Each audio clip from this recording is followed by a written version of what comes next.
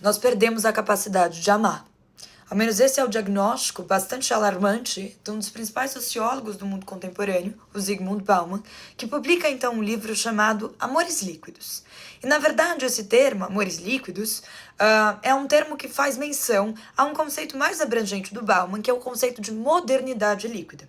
Afinal, para o Bauman, desde mais ou menos da década de 80, 90, né, com todos os adventos tecnológicos, as revoluções, né, da informação, da comunicação, nós começamos a ter um ritmo absolutamente alucinante, né, de vida, de circulação da informação, da forma como as coisas mudam a todo momento de maneira bastante imprevisível.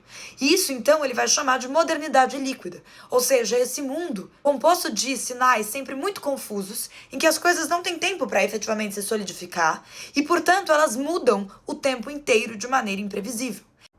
E isso traz, sim, um dano enorme em relação à nossa capacidade de amar. Afinal, o que nos diz o Bauman como diagnóstico é que hoje nós vivemos uma fragilidade dos laços humanos. E isso faz, então, com que nós tenhamos a sensação de que nenhuma relação tem a garantia de alguma permanência, ou pelo menos de alguma durabilidade. O que nos gera uma angústia tremenda, porque é como se tudo aquilo que me parecesse num determinado momento sólido pudesse a qualquer momento se desmanchar.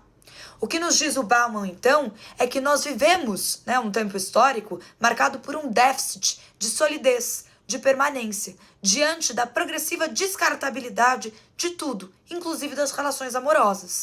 Portanto, num mundo cada vez mais individualizado e num mundo cada vez mais voltado para os prazeres imediatos, o relacionamento aparece então como uma espécie de prisão.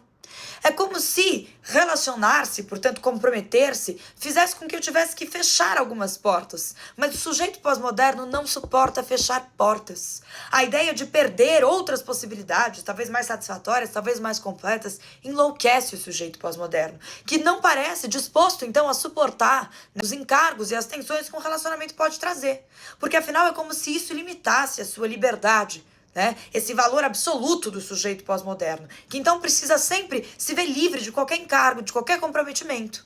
O sujeito pós-moderno sente que ele precisa vivenciar as delícias de um amor, mas nunca se haver com as suas dificuldades, com as suas dores. Então acho que isso é muito interessante como diagnóstico para que a gente possa pensar o que é que significa o nosso mundo de hoje e como é que nesse mundo as relações virtuais, essas relações, essas conexões, né, pela via das redes, acabam se tornando o nosso modelo de relacionamento. De modo que, a qualquer momento, eu posso ir lá e apertar esse botão do deixar, né? Do ir embora, do deixar de seguir, do desconectar.